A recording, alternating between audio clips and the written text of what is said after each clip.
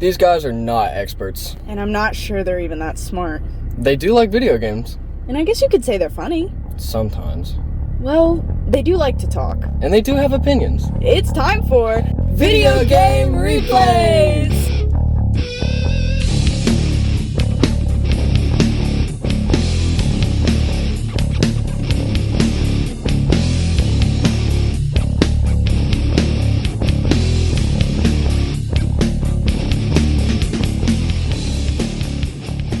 Welcome in. It's Kirby time. It's a great day to be here. This is CJ coming with me here to my right or left, maybe. Nope. I don't know. It's different for everyone. Again, I don't know if it's right or left. You just Fair pointed enough. out of the screen. Do you want to restart or like what's going on? Nah, keep it rolling. We should definitely restart. This is CJ. Here we are with Kirby coming back at you live. We got Larry, one of the co-hosts here. Hey guys, how y'all doing? With me, I got Aidan. Dilf in the building. Boom, boom. Good to get back to a good game here this week. We got to play Kirby's Adventure, got the dumb, stupid stuff out the way, and got to have some good fun. Before we get into it, or before anybody comments, we're going to silence your comments there, guys. Before we get really too far into it, guys done anything interesting this week? Aidan, what you kind of been into? Well, not really shit at all, but I did get a water flosser, so I'm using that. Other than that, I've been playing BO6 a little bit, getting my grind on. Other than that, we have BO6, water flosser. I had some KFC a couple days ago. Wow. I hit a deer last episode, but I'm over it. Other than that, nothing else. Sounds interesting enough. I mean, it's enough. Very eventful. Larry, you got anything to top off that exciting week? I don't know. I don't know if I can overcome that. I mean, hell, I don't know. I went to see the doctor earlier this week. I had some numbness from the shoulders up, and it moved over to the front side. Being a big guy, that kind of shit scares you when you're my age. So, nothing too crazy. But hey, I got a prescription for muscle relaxers now, and I use them. Life is good. Being forklift certified, I know not to use them when I need to, but yeah, in the evening times, yeah, I'm not abusing them. I'm definitely using them, and haven't had too many problems with that. Other than that, still just living in that dishwasher hell that I have not talked about in a while, but don't have a dishwasher. Still washing by hands. Dishwasher. Your new one? Oh, I didn't tell you that. Okay, Reader's Digest version for everyone who's in this. Dishwasher broke. I got parts. Didn't work. Fuck it. I bought a brand new one. Didn't work out of the fucking box. Had a guy show up 2 days later, said, "Hey, I gotta get you a part. We'll have it in 2 weeks." As we are recording, we are now at 4 weeks and 1 day, and they stopped answering my fucking phone calls. Yeah. Did you already pay? What, the repair guy? That's part of the warranty, dude. I don't know if he has or not. They don't tell me, but I mean, it's like I said, it's a brand new one, dude, so it's under warranty. But the messed up thing is most box stores at this point have a 48-hour return policy on all their fucking appliances. So, needless to say, they know that they are selling shit because you have 48 hours from the time you pick it up to bring it back. Yeah. That's unfortunate. That's fucked up. But I did all the proper stuff. I got everything in line. I had to talk to 6 different people at this big box store, and they took it back. So I now have a big giant hole in my thing, and I'm trying to find a good dishwasher that I can place in it. But I'm waiting till the weekend comes so I can actually get it in the AM, put it in, make sure it works. That way, because if it doesn't, I will take it back by the PM.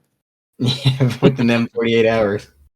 Yeah, well, it'll be back within 12 hours, and me cussing carrying on. But I mean, it's a terrible thing that we're getting such cheap shit anymore that they know the shit's no good, and the appliance makers know it's no good, and apparently aren't going out of the way to do anything about it. But outside of that, yeah, not a whole lot really. Just playing video games and working and making that money. No KFC? No KFC this week, bro. Might actually happen tomorrow though. I got things to do, so I got places to be. So Listen. KFC might be the answer. I'll tell you a deal, and it's a little pricey, but you'll get everything, and you'll be full as hell. It's on the app, but it's $20, but you get a 6-piece with, I think it's a breast, 2 drumsticks, 2 and 2 thighs, and a little wing. You get 4 biscuits and 4 sides. So you get 6 pieces of chicken, 4 biscuits, 4 sides for $20. I'm like, how can you go wrong with that? I get a full belly. I get a little thigh I can eat in the middle of the night because I usually eat 5 pieces. So life is good. Well, I'm definitely a breast guy, but I can appreciate a good thigh. I agree. I'm a breast guy. You get more meat. Absolutely. Does Eric Cartman know about this deal, or is this something we're just gatekeeping from him? Listen, I'm just saying, I didn't get this knowledge from the internet. I had my Cartman hookup. He contacted me. That's all I'm gonna say. Okay, sounds about right. How you living, C, man? What's going on in your world?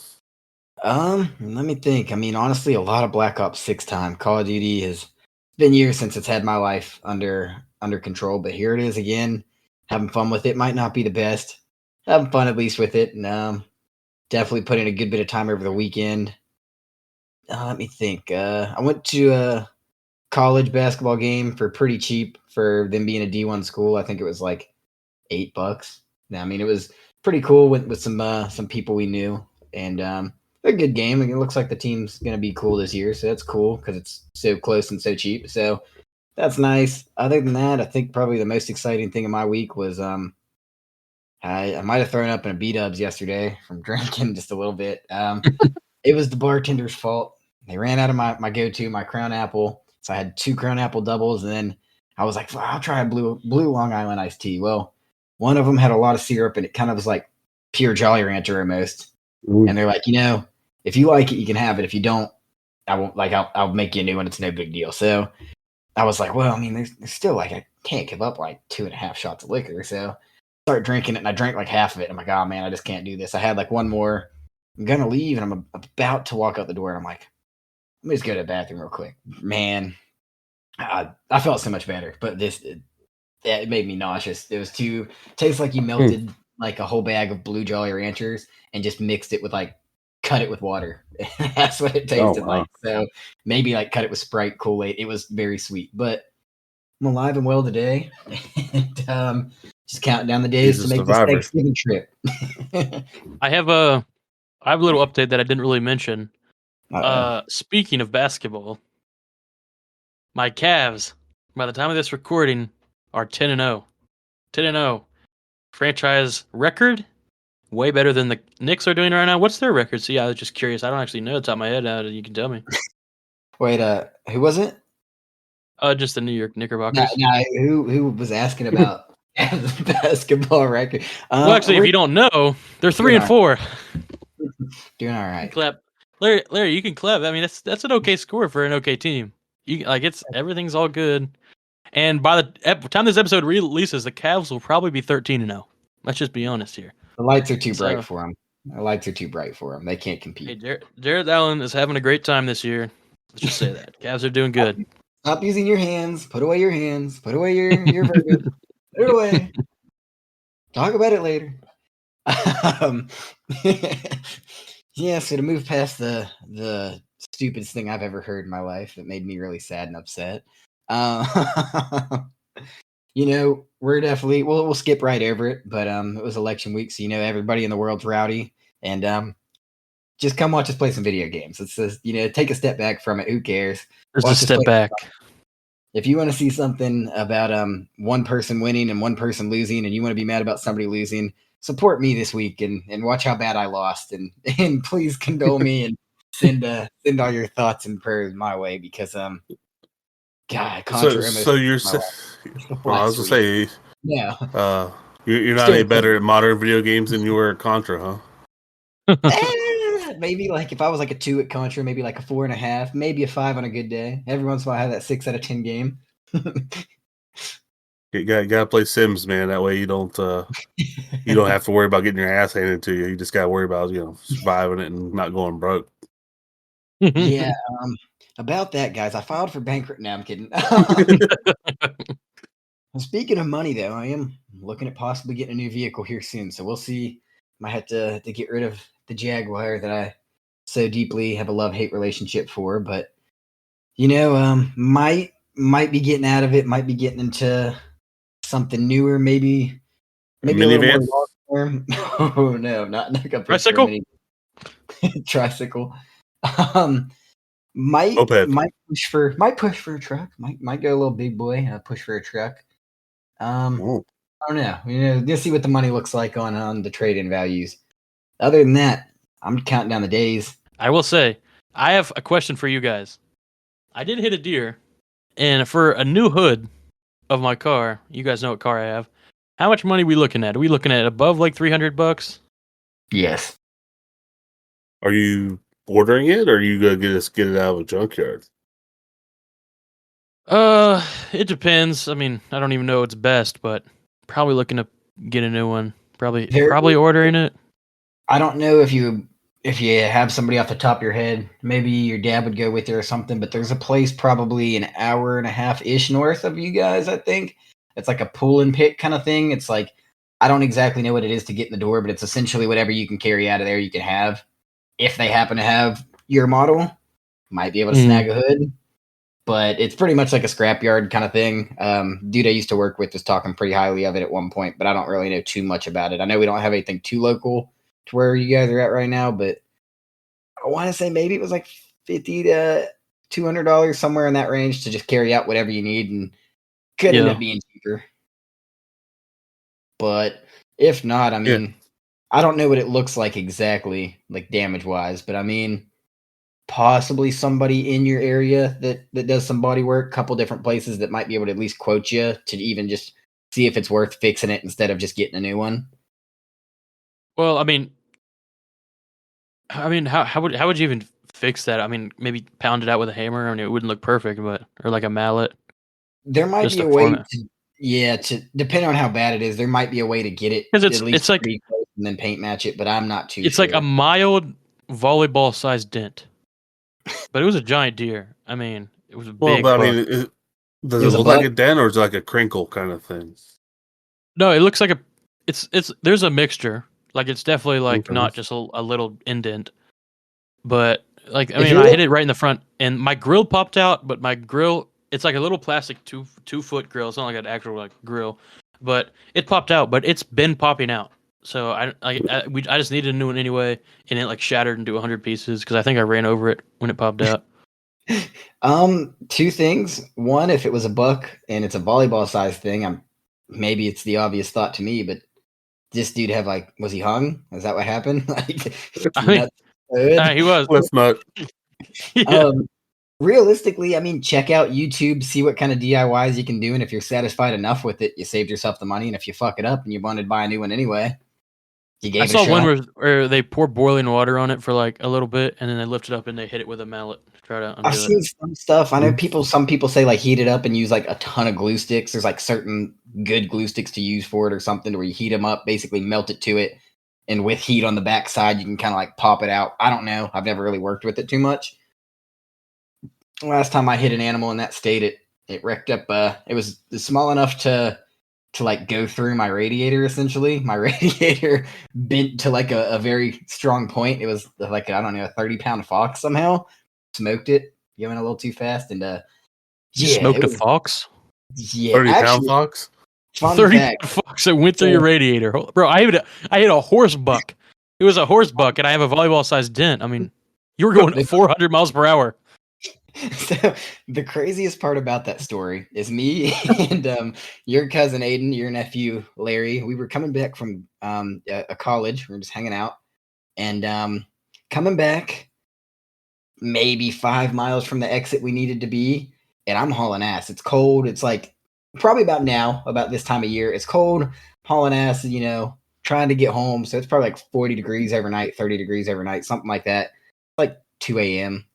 And the cousin slash my friend here that's with me, he was in the mood. He's like, dude, watch this. I'm gonna take my camera and I'm gonna put it on your dash.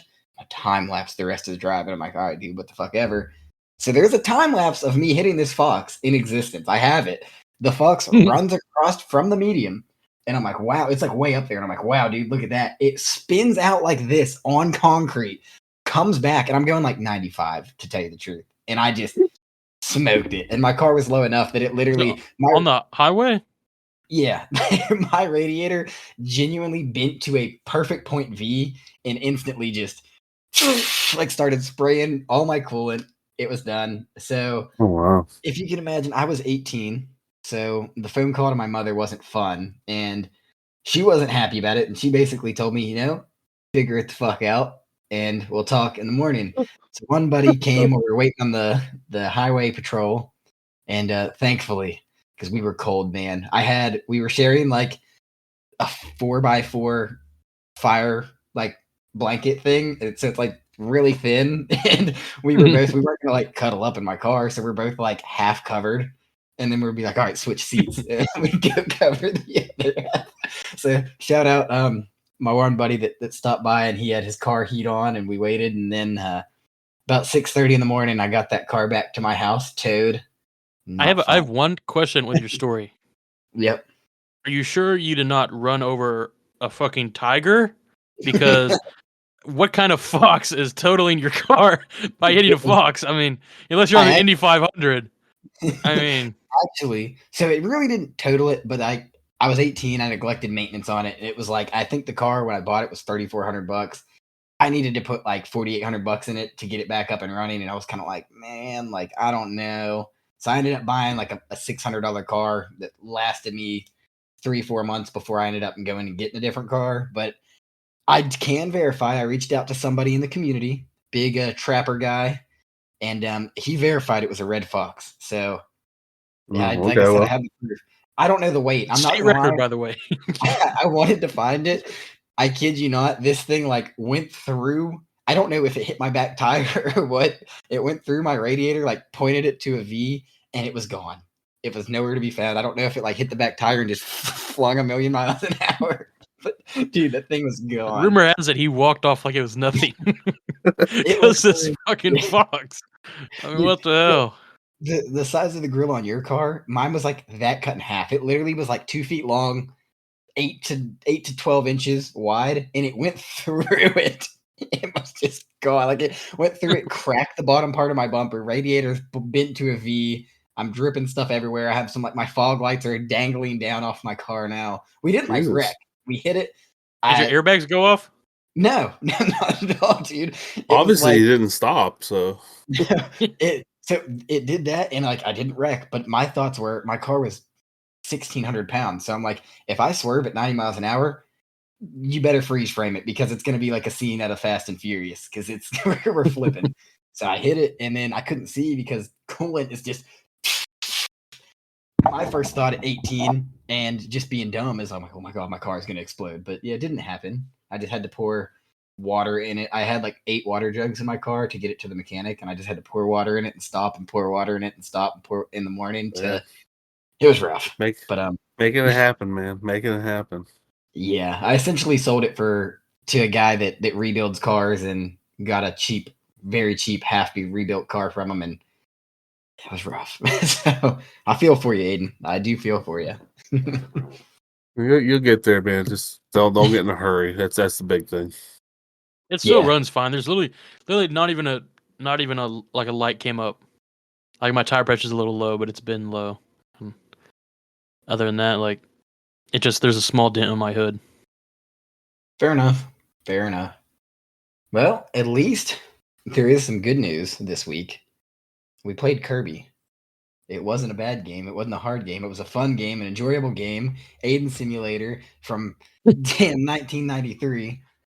If you don't somehow know about Kirby, somehow, some way, he's the big pink guy, at least specifically for this game. Second game in the series. North American release was like the spring of 93. Who made it? HAL Labs. Who published it? Of course, Nintendo. They're going to back up the Curbster. You still see them today. It's an action platformer of its time. Awesome. So basically, at least to give you a little bit of the rundown of what Kirby's Dreamland or Kirby's Adventure is about, is he's going through and he's in the Dreamland. Dude named Nightmare goes ahead and he corrupts the Fountain of Dreams because he's just a dickbag. What does the Fountain of Dreams do for the people in Dreamland? It's 1993. It makes sense. The fountain obviously provides good dreams to all the people and lets them sleep good. What more could There you go. it makes sense. It's just right there. So King Dedede wants to be an asshole and steal the star rod that powers the fountain, and he just gives his his little evil dickhead friends little pieces of it. So to stop Kirby, or I mean, as Kirby to stop Nightmare, you as the player, what do? You go around, start opening cans of whoop ass, kicking ass, taking names, get these star pieces back. So you get the star pieces back, you give it back to the fountain, and then guess what? Nightmare's like, I'm not fucking with the Curbster. He goes to space. What do? We chase him down and we beat him with the damn rod. That's what happens. So I like it of its time. I might have added a little extra words to describe it, but No, I think it's exactly how it was in the manual. Yeah, actually, I wrote the manual. They asked me pretty prematurely to write the manual.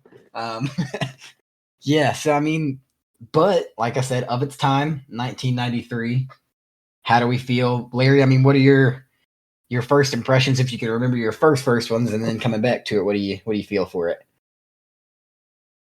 I've thought about this, and I can't remember what year it was I found it. I know this was a late year Nintendo game. It was towards the end of its life cycle. But I remember having it. I remember owning it and playing it, and it was fun. It was like you said, it's pure fun. It's got its difficulty, but it's not like a huge curve. Um, it's a good time. I mean, it's very playable. I remember enjoying it and playing it and going through it and just wanting to keep going through it. Yeah, I could agree to that. Definitely. And like I say now, revisiting it again, it brought back the nostalgia that I had for it. Beautiful game, but it still felt fun. And like I say, we'll cross more of that as we go around. But I wish I could think of a better word to describe why it was like that. But maybe Aidan, can you describe a better way of putting that together? Well, I'll tell you what, I like the things you said, and I do think it's one of those games. It's not going to be a Contra. It's not going to be you'll hate your life the whole time you're playing it. Which I mean, you're not gonna have the troubles of, oh my god, I died. I'm done. Like I'm out of here. It's like, okay, I died. You pretty much have infinite lives because you die, you just go on the same board. You just reset all your shit, and like you get to keep your progress, which I like, and not to say I don't like games that aren't like that. I can just, I think I appreciate it in a special way in this game because I don't know how to explain it other than I think it works really well with this game that you don't lose your progress and it's lax, it's fun, it's chill, it's cool abilities, and it's really like it's easy on your eyes if you know what I mean. Yeah, no, I could add on to both you there. I definitely like a lot of what we said there. I do like some games like Contra. I get it. Some of it, is that when you die, you go back to the start. And even with like the original Mario, like when you get messed up real quick, you're going back, and it's not like you have a couple hit points like you do in Kirby here. I like that I'm running through and I'm like, I get hit by something and I don't instantly, it's not the one hit, I'm dead. It's not, I'm out of lives. It's not like with Contra, it's just a couple hits, you respawn right there and then you're dead. I do like that you have like an actual health pool to where it's something that you can take a hit on, or in some examples, it's like this part's kicking my ass. Guess what? I have a full bar of health. You can just kind of jump right on through it, take the damage and keep moving.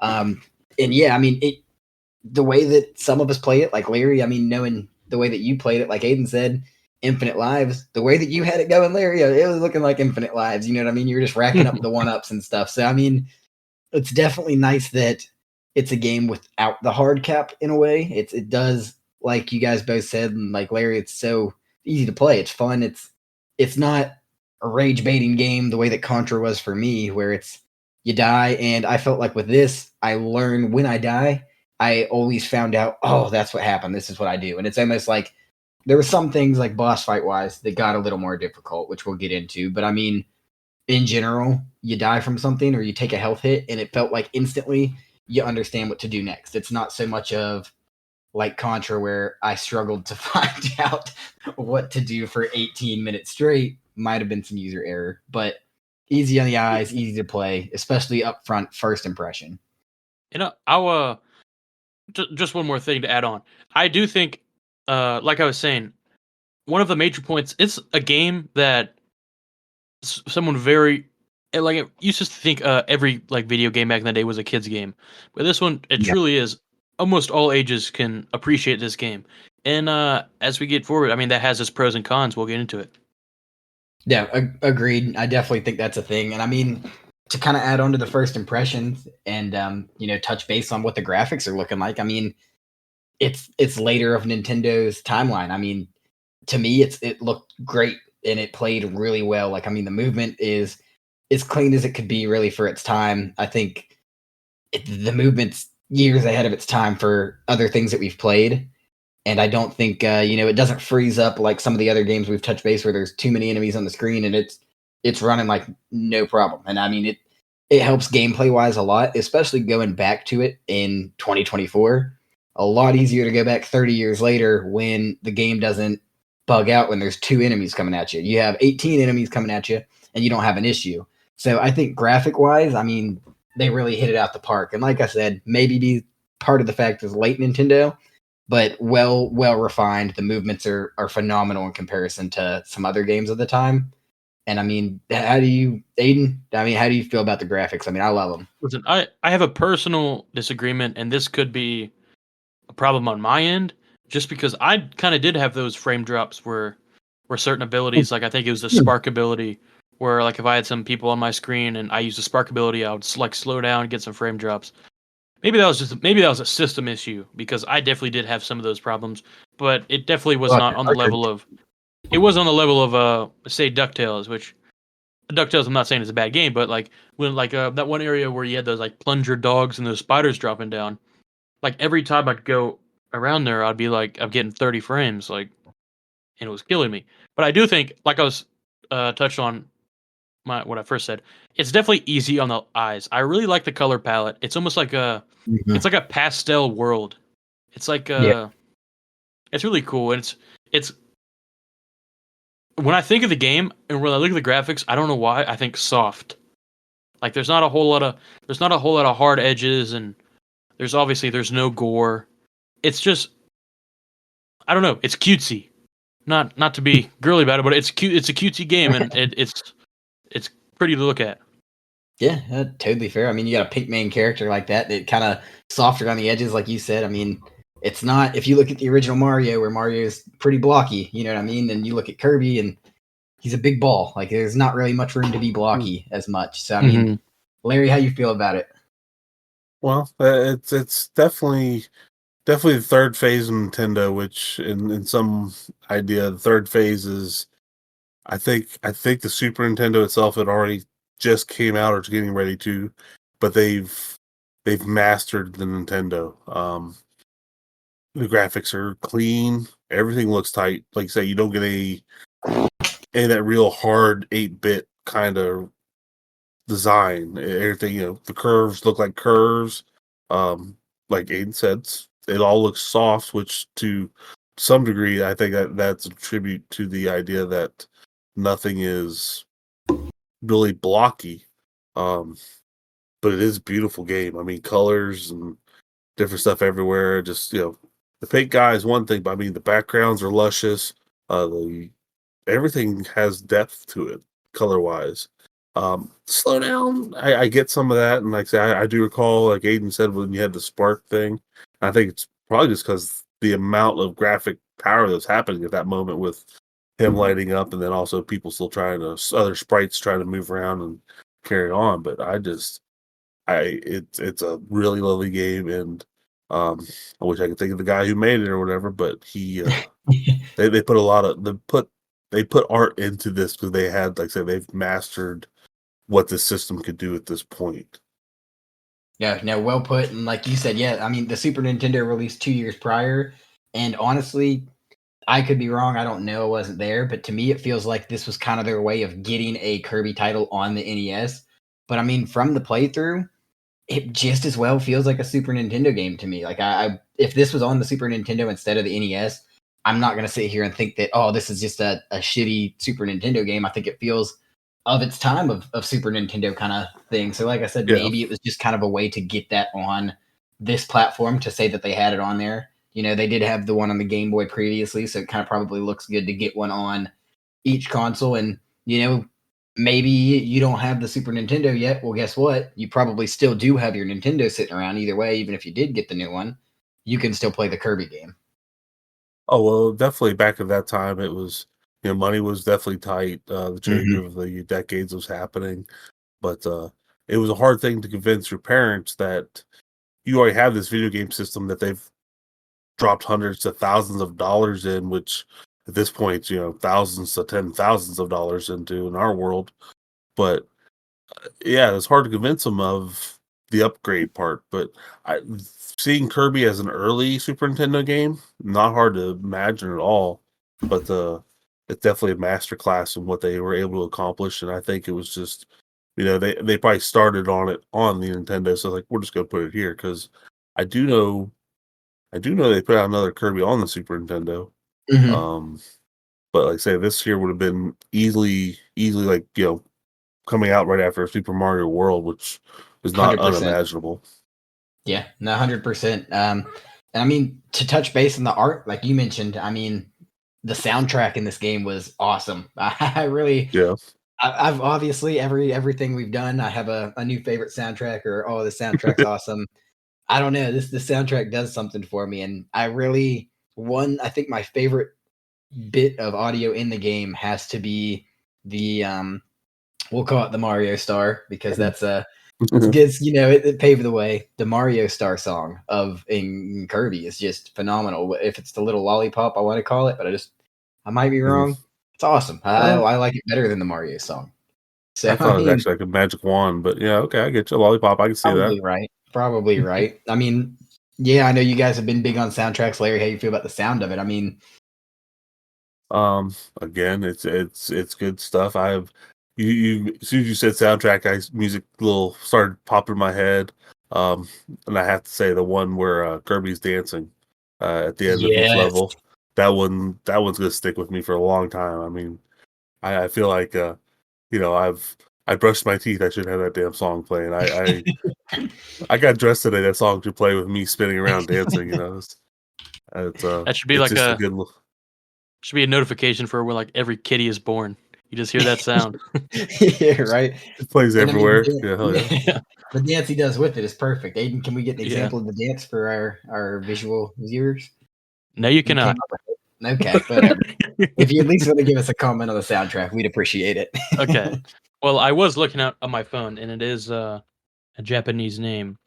Most of the soundtracks were composed by Hirokazu Tanaka and Jun Ishikawa. But I really think it's like they add to the appeal and the environment of the game so much. I mean, you have these like upbeat little jingles that are instantly recognizable. If I heard that Kirby end of the level sound, I don't care if it's 10 years from now, I'm going to recognize, oh shit, that's when Kirby beat a level. Like, and that adds so much to a game. And not to be a hater on our generation, but I feel like you don't have a lot of that original sound design as much. I don't think it's No, really something special. I honestly, I can't think of any modern music that comes up in games like that. Elden Ring.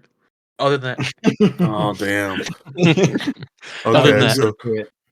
so time mark that we got through about 30 minutes before he brought it up, but that might be a new record, actually. but even like the boss battles, like I was sitting here thinking as Aidan was talking about it, it's like when that comes up, it's like the atmosphere changed. You know that something's like oh shit, it's on. It's time. It's no longer happy explore little things flying around. There's something here that's going to kill me, or at least make an attempt to. But it's definitely a very good thing. I know this is late in this, and maybe I should have brought it up earlier, but hey, what freedom, we speak as we do. FYI, for anyone who happens to have the Nintendo Online service for your Nintendo Switch, they came out with a Nintendo Music app, and I think there's actually a couple different Kirby's on there. I've Yep. been geeking out to Metroid music, but that's a whole other issue on its own. But it's two things in that. One, it's easily made soundtracks available. They don't have everything on there though, because I really wanted to listen to some NES and Super Nintendo Legend of Zelda. Fair. Neither of those are on there. Hopefully they'll update it and bring them on later. But so one, it makes it easily accessible, but on the same token, I'm afraid it's going to take those kind of things off of YouTube or other places that we normally have found them over the last 20, 30 years of internet. Because Nintendo's like, well, look, now we're selling them here. Yeah. So Yeah, and if Nintendo can make more money off of it, you better bet they will. And if somebody is using it without their permission, then you better bet they're suing. Oh yeah. Yeah. It's Nintendo way. True. Yeah, Nintendo's they like to protect their assets, to put it politically. And I think I saw something where, like, because it's in Japan and the courts have they've won every single like sue or defamation or literally every single lawsuit that they've won in Japan because it's Nintendo in Japan. So they're not going to lose anything. Yeah. Well, I mean, dude, the Nintendo in their company is so big that I don't even know how much opening music they had part of in the Olympics, but I mean Mario was part of their whole national image when they were doing the Olympic open ceremonies in 2021 with it. I mean, I really wish, like I said, without COVID, what it would have looked like and how they would have taken that full experience out to see how that goes. But that itself, that's straying far away from where we're at. We'll save that for another day, another conversation. And we'll touch on, just to pay even more homage, I still think one of my favorite games for soundtracks that we played is, go check it out, Episode 2, Mega Man. I really like the soundtracks for that game. And even like the level soundtracks, I really enjoyed. No, just pay a little homage to that. Totally fair. I mean, the game looks nice. We like the graphics, we like the sounds. Not every game's perfect, and I'm going to start with Aidan since I ripped on Contra so hard. If you had to, pick out some things in the game that weren't really your favorite, some of your low moments for Kirby's Adventure, I mean, what's on your head with that? Okay, so where do I start? No, I'm just kidding. I like the game. I actually do really like the game. And it's kind of like a con to what I was saying earlier, that I do think the not full resetting when you lose your lives, it's relaxing. It's almost it's stress free. You can play carefree. You don't have to worry about it. You don't have to play like stressfully. But also the cons of it. It's almost too easy. I mean, you have no fear of, oh, I died. I lost my life. So well, I guess I'll just get a game over animation screen and then go right back to where I was. Like, oh boy. But also there's definitely some levels where you can like suck in air and just almost fly over the whole level, or like, because I think it was maybe map, I can't remember the name, but maybe map 5. It was a thing with like there was like a bunch of blimps with a bunch of wind turbines, and you could literally you could suck in air, go to the top, and float across the entire board without seeing any enemies. And there's definitely spots in this game where you can just cheese. And I mean, and like that's the con aspect. I want a little bit of a challenge, and I feel like I don't get enough challenge to fill my needs. Valid points. Valid points. I mean, yeah, I won't admit or incriminate myself on if I did that at any point. Maybe if you watch the YouTube video, you might catch me in the action, but hopefully that doesn't hold up in the court of VGR pod. But I mean, Larry, is it too easy for you, or do you have anything else that really brings it down in your eyes? Well, I mean, it's almost one of those ones like where you challenge yourself. Yeah, you can probably fly across 90% of this game, but do you really want to do that? And the idea of what I can't stand, I'm trying to think, can't find a whole lot in this game I dislike. There's things that just tend to piss me off a little bit, but to say I dislike it, I don't think so. I mean, I can't think of anything that's too unfair. I can't think of anything that's really there. I know there's got to be something in this that I just wish I dislike, but outside of a couple bosses who just seem like it almost seems like it points at rubber bands you. It's like, oh, you're doing too well, so now we're gonna just turn this up. And it's like, okay, Yeah, okay, let's step up to it, and then you step up, and like Aiden says, it's suddenly just got easy again, and yeah. just to kind of put you in check, I guess. But um, damn, I think about it, I don't have any major complaints on it.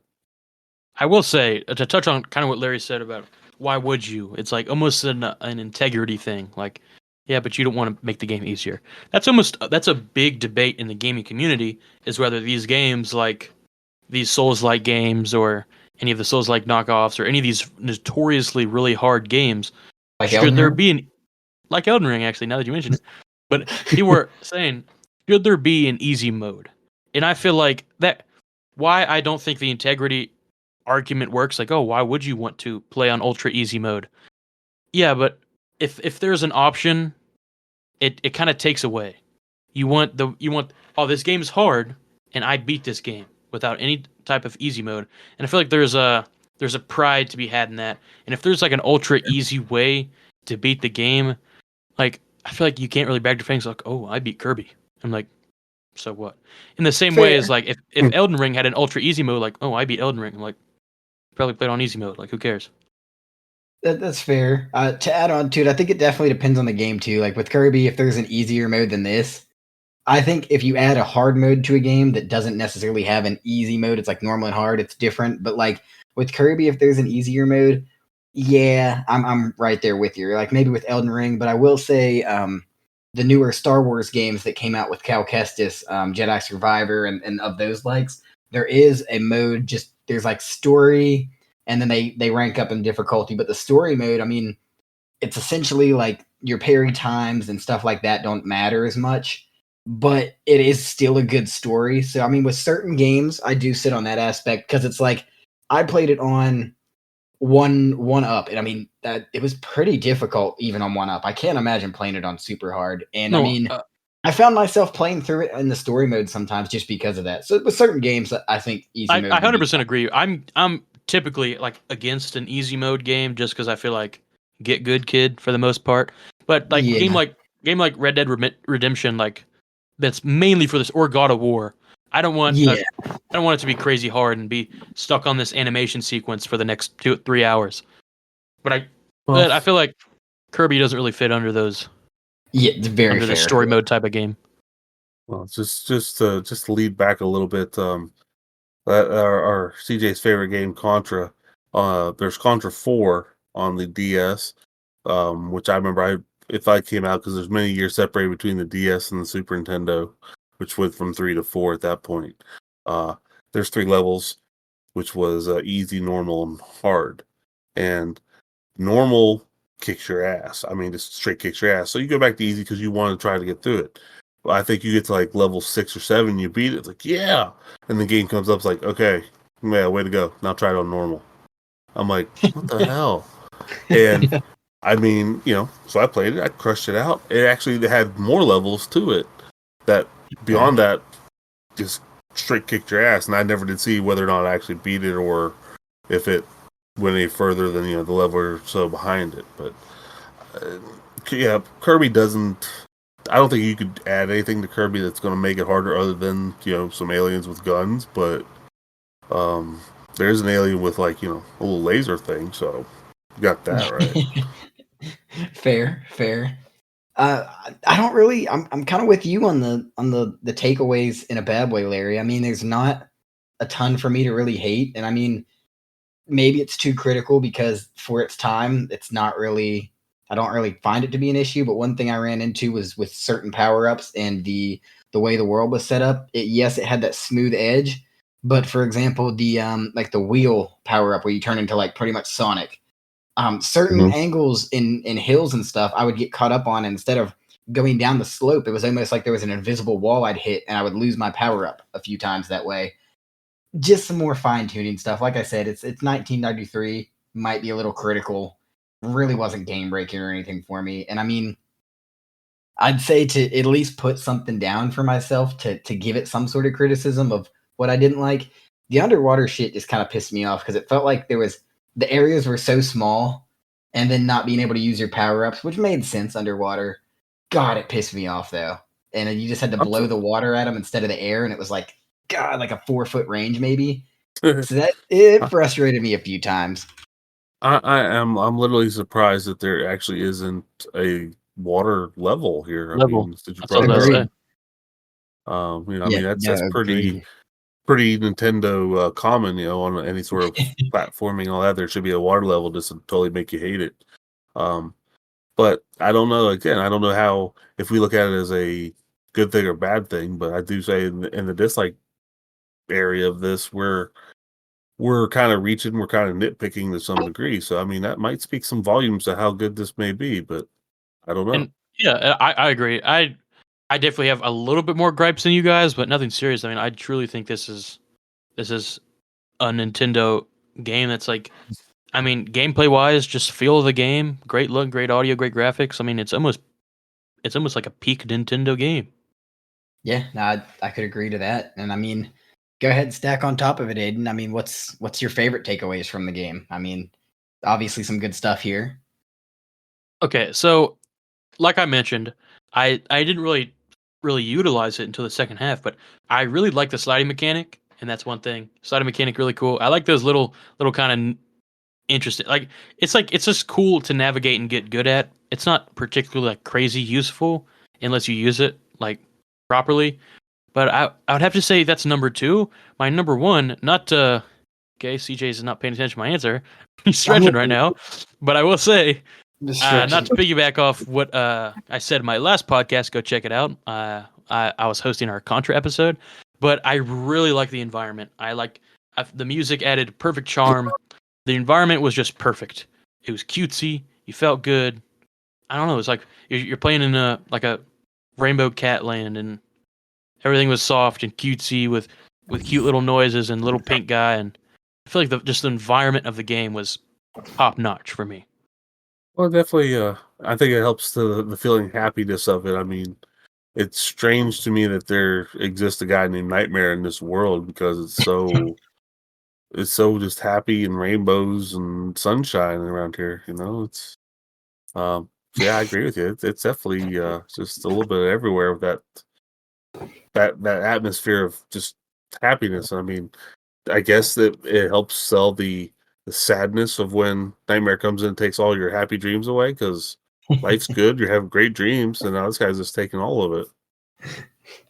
Yeah, no, Aiden, I was listening. My back got a little tight there for a second. I just need to, for you visual watchers, need to loosen that up a little bit. I don't know what's going on.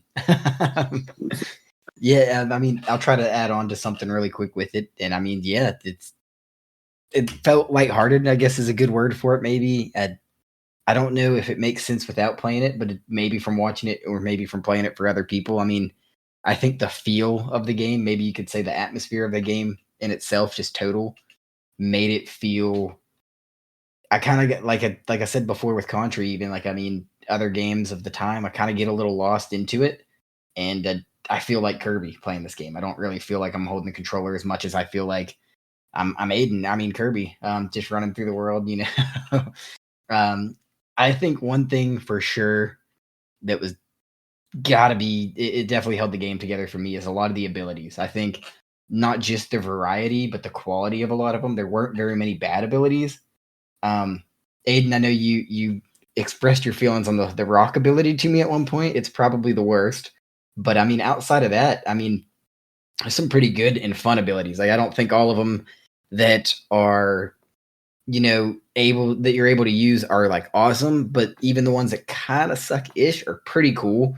Like the wheels kind of debatable because the control you have of it, the like people's elbow that you get at some point from the one boss is it's not really the best to use, but it's definitely fun. And even I really like the tornado, but I mean it's at least fun because it sometimes is a little crazy. You might fall off off of where you're trying to be, fall off the map, but I love the abilities. I do want to say, I do want to kind of ask you guys, excluding boss abilities, what's your guys' favorite ability? Ooh. Think about Um, that. Well, I mean, I don't know. Like I said, I was caught up on definitely how much I do love all the abilities myself, like the variety, the amount of them. I mean, good God, I think there's like 30 different things, at least 20, 25 and minimum. But um, I know I always find myself going back to probably, I want to call it the fireball. It's the Yeah. one, the boss, not the boss, but the enemy would come out and it spun around and it took off. I know forever, even some playing it the first time back in the 90s, just love that rhythm you can get into where if you get high enough, like say you can shoot, there's one level I know we watched in the playthrough where you can shoot across after you come through the door, drop down, shoot to the other side down there, drop down another level, shoot another one, and I think that's where you hit the water finally. I mean, that's just fun. I The fun mean, Right. ability. you can kill some 100%. shit while you're at it, but it's a good time. I do like the fireball. Would you go as far to say that's your favorite part of the game would be the abilities too? Like, I mean, does that really hold it together for you, kind of thing? Oh, it's what makes it fun to come back to. I think is just all these different things and always try something different. I remember early on I used to love using the sword. I'm just a sword guy. Let's chop it all up. At Mhm. this point, like I said, I tried different things to get us there. Strangely, I found a love for the beam this past playthrough. It's uh, just a pretty cool little weapon, and I think the goal was always to get the UFO. I just don't know why, but just love that little thing. It's Yeah, the UF is fun, and I do Three think in one. the beam is like old consistent. Like it's good, has decent Mhm. range on it. It's gonna kill. I mean, you find it everywhere. It's definitely solid. That's like that's old reliable. But I think my favorite one. I don't think it's beam, but it's like you shoot like a Han Solo laser The type laser, beat. dude, is You know what I'm talking nice. about? Like you shoot a laser. I really like the range on it because I feel like I can just snipe enemies from far and just Yeah. cruise and like trick shot motherfuckers. So I think okay. Yeah. I didn't really include this in my question, but I think my base game I would have to say like the Jedi blaster, but my favorite boss ability has to be the hammer. Like the hammer is like the upgraded sword, but it has like Agreed. much more range and it looks cool as hell. No, agreed. I think I'm really with you on that. The fireball was cool. I know you guys liked it, I think, better than me. At least fun gimmicky wise, I love the tornado. It's kind of funny to me because it's just all over the place and it's just nonstop. Like I think there was one level where I genuinely spammed it all the way to the end with like zero issue. It took Shout me a out second Woo. to control, but it's funny.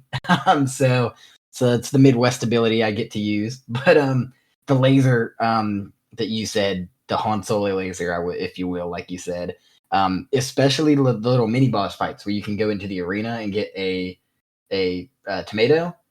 Dude, I mean, it's so easy. You Oh, literally stand at the back and spam it, and before the boss even touches you, you're killing it. So it's like free tomato out of it. And the hammer for sure, I like that a lot. As long as it's not the high jump kick shit, I don't like that at all. I'll be honest with you.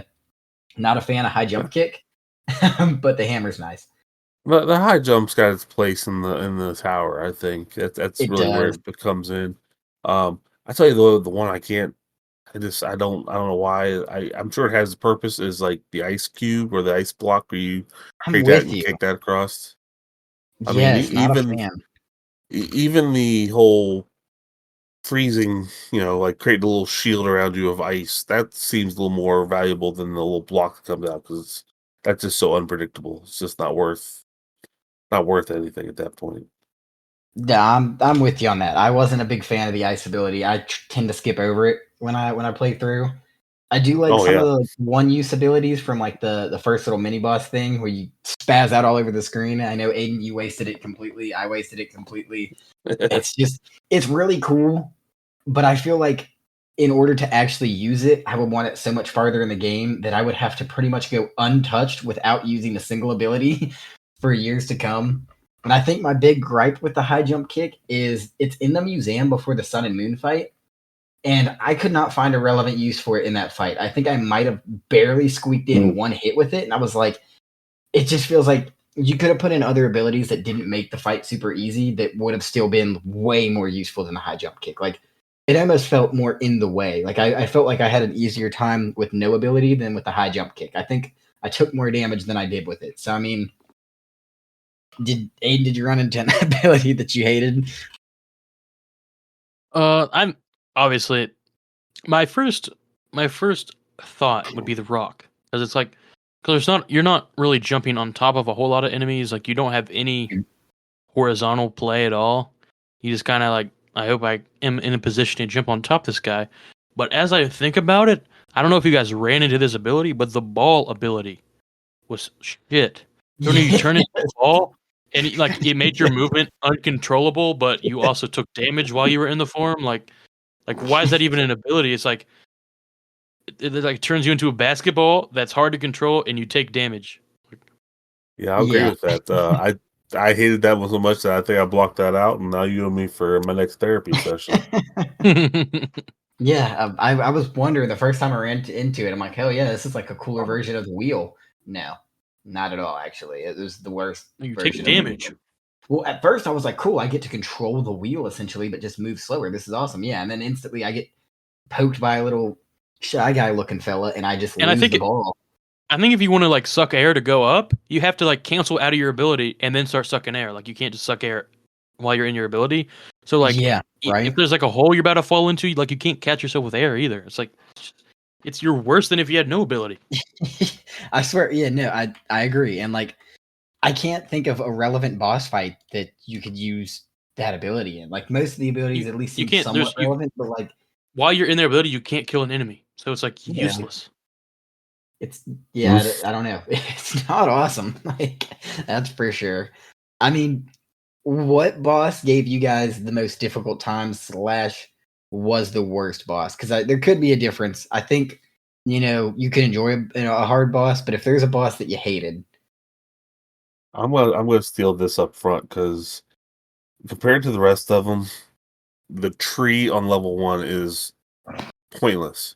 I mean, it's not even like you don't learn anything from it. It even comes back later, I do believe, but still, it's just like it's just another damn wall, and I think we had enough walls in freaking Contra. Yeah. I can agree on the easiness. Like it was just so easy, it almost wasn't even a boss. But I just feel like it's almost so iconic. Like I'm pretty sure there's a few Super Smash Bros. Stages about it. Like I just feel like when Kirby bosses, that's one of the bosses I think of personally.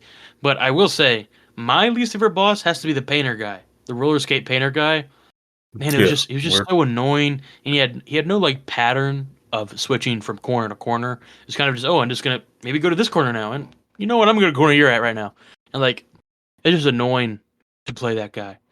It wasn't like, it was kind of hard, but it was more just annoying. Like, okay, how could I predict he was gonna fly to this corner that I was standing in? Agreed.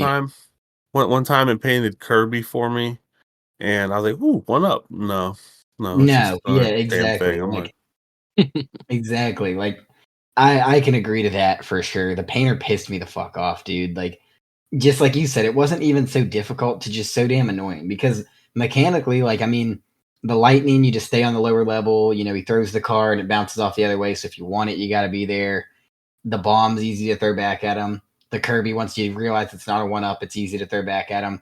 It's just annoying, sporadic movement, which is it felt kind of out of place for the game in a way because it was just so damn annoying. And I mean, I think another thing that is really similar. It's not really difficult, but it's just so damn annoying. Is the fucking the Mega Knights running around, the little fellas with "Oh all their God, weapons. yes." yeah. The Trident one specifically in the top left. It's just frustrating because it's like it wasn't so difficult. It was really good at rage baiting me. It just pissed me off. And I felt like no matter what weapon you took into it, they snatched that weapon so quick and then got easier on you. So it's like, we just don't want you to fight us with a weapon. And it just kind of pissed me off. I didn't like And that. not only that, this is in every game. The worst type of bosses in every game, like I'm not bringing it up again, but Elden Ring and every game with a boss, the worst type of bosses are the bosses where there's just a bunch of like minions running around while you're fighting Yeah. the boss. I don't want to fight your minions. I want to one head to head with this badass boss, and we're duking it out. I don't want to worry about your little minions that are just a pain in the ass. Like they're foot soldiers that I kick in the face and they insta die, and like the regular board, but they're just annoying while I'm fighting this guy, and they're just tedious and the least fun boss in any game, in my opinion. It's just adding little annoying guys to make it harder. it doesn't add. There's nothing of substance being added to the boss fight. I could totally agree. In this, they pop up several times, so it's just like Yes, and it's every time it's like, oh my god, this again. Like it never. It's like I'm not so like worried that like, oh shit, I gotta fight these guys. It's just like, or it's like for the Pokemon fans, it's like when Team Rocket shows up, especially in the first season of Pokemon. It's like, will you just move the fuck out of the way, please, and let me do what I need to do? It's just so annoying. Yeah, absolutely. I mean, yeah. If you flip the coin over and we talk about, the good bosses, I guess we'll say, was there certain fights that you enjoyed, even, whether it's difficult or easy, and what your thoughts are on it? I mean, Larry, you've probably seen the most bosses. I think you made it farther than I ended up making it at one point. Well, I mean, I did. One, I forgot that Nightmare was the boss, so I definitely seen him. I to feel as a boss, I guess I'm gonna have to go King DDD, um, because it was a boss. I mean, it was hard. You had to figure out patterns. He killed me several times, and actually, like I said, I ended up having to. I think left me with one life for Nightmare.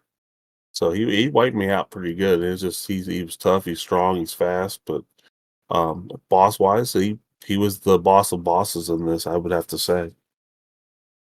I like it. No, that's a fair statement. Aidan, I know you made some good progress. Do you have a certain one that you ended up liking afterwards? I will say I really like the difficulty plus the design of the sun and the moon. I like them switching out and they have different abilities. I feel like that was a fun boss fight. And it felt more creative than tedious with the two different moons. And I like the atmosphere of it. I like how the difference when they switch out, the level lighting and stuff. I feel like I have to go Sun and Moon boss. Don't know the name, but Sun and Moon it is. I think I that mean, might that just be sounds the name. Yeah. I'm with you though. I think the first time I ran into him, it just pissed me off and I was like, oh, this is worse than the painter.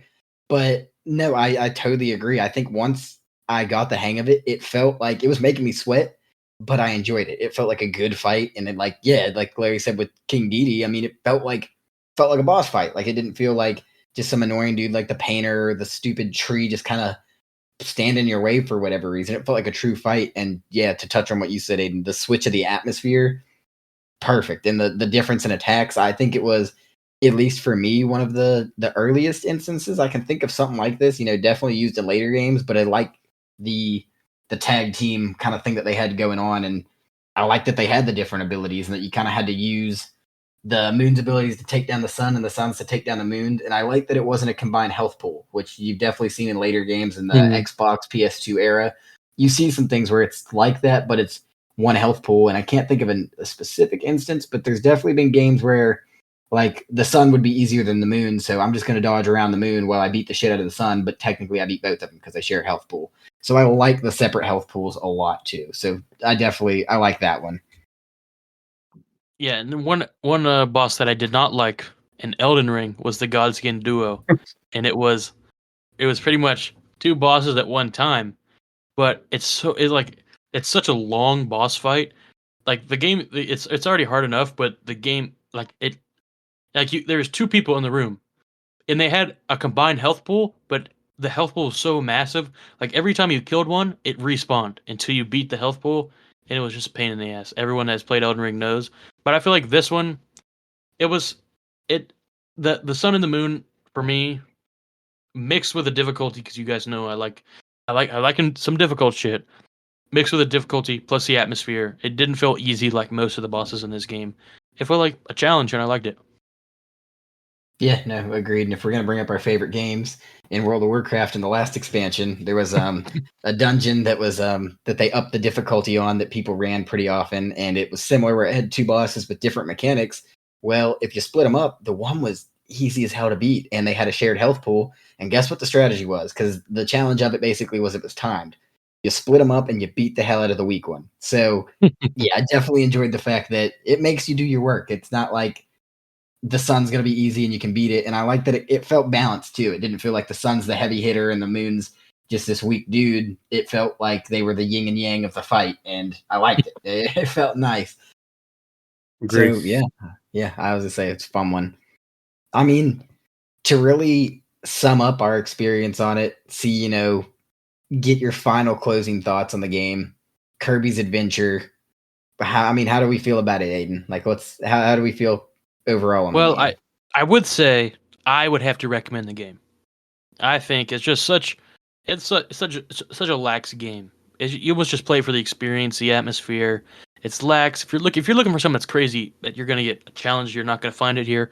But you want a cool atmosphere, a chill little game with a little pink dude that sucks everything, and some cool new abilities. And I want to say, it helps with what I recommend it. I feel like this game has maybe because it's kind of an easier game, maybe not to the max, but it has some replay value. Unlike some games on the NES, this definitely has replay value with the abilities and the levels, and you want to see, I want to get like the extra special levels. I want to get them good this time, and when this playthrough, I'm not going to use the fireball. I'm just going to use the sword the whole time. Like, it definitely has some replay abilities, and I'll probably come back to it someday. So for that, I have to recommend it. Yeah, that totally makes sense. I mean, I feel similarly, and something I was reading on the game when I was digging a little deeper into it is one thing that this game is praised for is its replayability, kind of for some of the things that you touched on. And hell, you could have a kid here in 5 years, and 10 years down the road be like, hey, this is a game that me, my uncle, and my buddy played, and they probably could pick it up no problem. I mean, you could be age 5 or 6 and start picking up this game and play it and enjoy it, or you could recommend it to a friend in their later years in life and probably really enjoy it. I mean, I can't imagine how much fun this would probably have been in somebody's mom's basement with some Doritos and shit back in the day. You get a couple TVs going. I mean, I know it's not a multiplayer game, but hell, I wouldn't be opposed to doing it, of the time. I think it's definitely a game you can come back to. And matter of fact, even in my recording at the very beginning, I had some 2 saves that were a little bit progressed where I dabbled around with it. And like you said, take your different paths, use your different abilities, see what works. And I definitely found out playing again more abilities I could get into than previously that I could take advantage of and use and enjoy. So, I mean, agreed. Except for I the mean, ball. you came back to it obviously for the video. So, I mean, how did it feel coming back? Um, I I would probably pick this up myself again. It is. I think on many levels, it's a good recommendation for anybody of any age, and any skill level. I mean, brand new, whether you be 2 or 20 or 200, whether you're new to games or if you're a avid gamer like you guys are to some degree. Um, it's a good experience. It's fun. But like I say, there's the curve is not so difficult that you can't bring anybody into it. Um, and I think there's enough playthrough that you can kind of speed run it through the first couple levels if you're the hardcore gamer. But at some point it's going to catch you, Yeah, and agreed. there's enough there to do it. Um, so yeah, definitely just it's a good time, good game. And yeah, I can't think of anybody I wouldn't recommend it to outside of someone who's not breathing above ground. I mean, it's a good game, and you should try it. Yeah, no, I mean, couldn't agree more. And it's also, I think it helps. It's not like a super niche game. It's everybody knows Kirby. You don't even have to play video games and can at least just point out who Kirby is. You know what I mean? So Oh, yeah. I like that it doesn't feel so unfamiliar. And even if you've never played a video game in your life, you've probably been around somebody that knows Kirby. You've heard the name. You can at least be like, oh, that pink guy.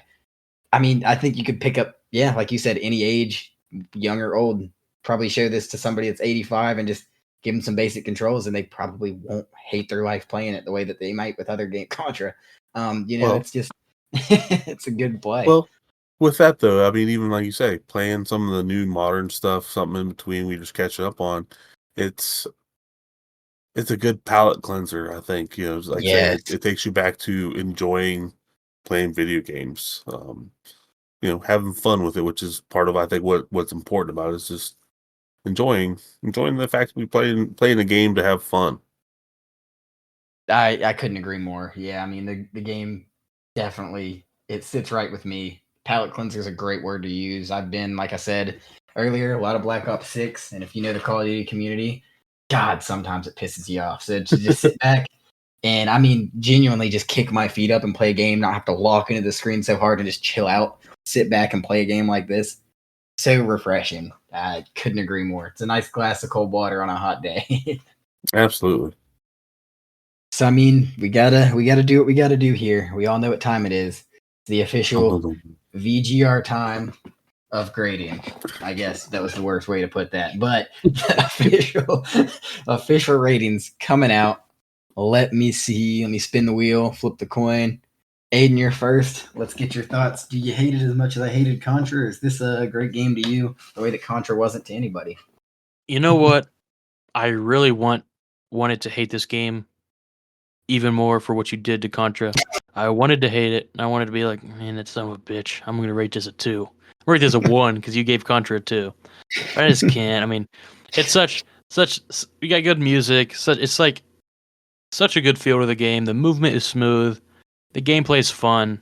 Soundtrack, the graphics, this cute little fun world. Literally the only knack I had it. I wish it was a little more difficult, but that's just I can't even knock the game for that because that's just a personal thing. So mixture of all that, I didn't really have a number coming into this. I was kind of debating the whole time what I was saying. The pinpoint thing. I usually have a number, but I want to go 8.7. I like it. I like it. I can't be mad at that. And I appreciate your work that you've done here for me. Yeah, no, I like it. Larry, how you feel? Well, I'm thinking here as Aiden's talking, say I didn't come in this with a number either in my head, really. I just kind of wanted to wing it. I know I had some nostalgia for it, played it back in the day. It takes me back to that, but remind me again, um, it's a beautiful game, sounds good, feels good, doesn't have a whole lot of flaws, doesn't have a whole lot of problems. Like I say, I still, I think for the last 10, 15, 20 minutes, however long it's been now, I've been trying to think of some reason to say this really pisses me off about this game, and I can't. Um, and even like I said, I might think myself, I might be lowballing myself on this, but I'm gonna go with like a 9.3. Damn. Yeah. No, I mean, I can't mean, there's argue a with that. flaw. There's a flaw in there somewhere. I just don't know what it is, and I still don't think it's hit perfection. But man, it's really freaking close. Yeah, I could agree. To add on really to what both you said, yeah, I mean, it's a great game of its time. It came in later for whatever reason. It came in later, like Larry mentioned before. Could have been, you just got your damn video games Nintendo system. I'm not buying you another one. Well, maybe for the better if you got a chance to play this game in the moment, or if you came back to it. I mean, easy enough. I do get the gripe with Aidan saying it's a little more easy than you would like sometimes, but I mean, overall, I can't hate this game. I love it. Soundtrack, art, playthrough, feel of the game, atmosphere. It lands me at a 9.4. I've had that number in my head. 9.4 for me, and this officially has become the highest rated game on the channel so far, averaging out at a 9.1. So it seems like CJ, have picked the best game so far. Can we do better? Not with Aiden's picks, not coming in with Contra or anything Hey, like that. maybe Garfield the cat will do it, or Felix the cat, or whatever the fuck it is. Hey, Dumbass dude, pick. all I'm saying is at the end of the season, we might have to give a little wrap up and might have to see who had the highest scores overall on the game. And then, maybe we can dive into looking to give you a little foresight, guys. Maybe we do who was the most critical, who was the most, most giving with their good scores, and who picked the best games according to the VGR metric. Yeah, I will. Well, stay tuned for that. But I will say, like this game, just to summarize what we all say, it's at the end of Nintendo. It's such a polished game for a Nintendo, especially overall. I mean, it almost felt ahead of its time. Just the way the boards, you have these mini games, the feel of the game, how it played. It was just a great game, and For next week, what do we got, Larry? Well, we're going to hit the genesis of a whole genre. The beginnings of the stealth genre. The classic Hideo Kojima Metal Gear. Created for the MSX, but we're playing it for the NES. So we just get to mention Hideo Kojima's name because he had nothing to do with this. But we'll talk about more about that next week. Yeah, no, excited to dive into that.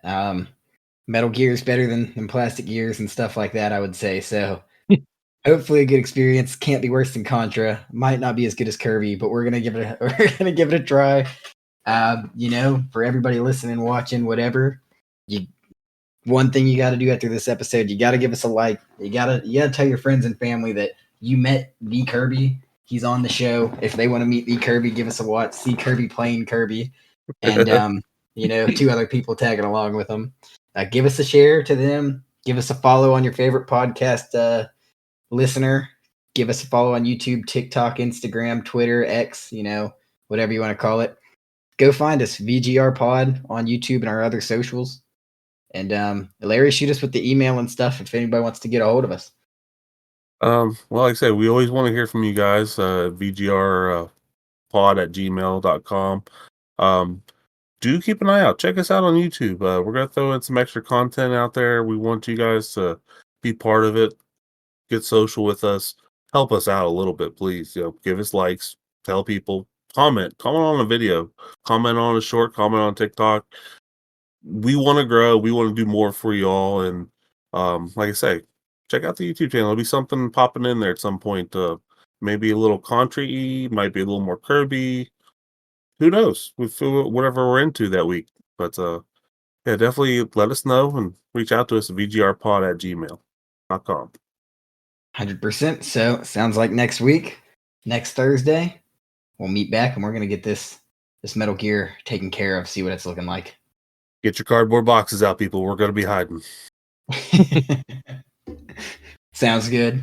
So for now, we'll catch you next week. Reach out to us. Give us your likes, follows, and shares. Until next time, this is CJ signing out. Next to me, Larry. It's Larry, y'all. Be cool. Yo, from the building. Peace, guys. Later. Have a good night.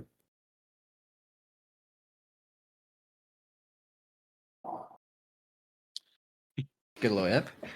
Yeah, I couldn't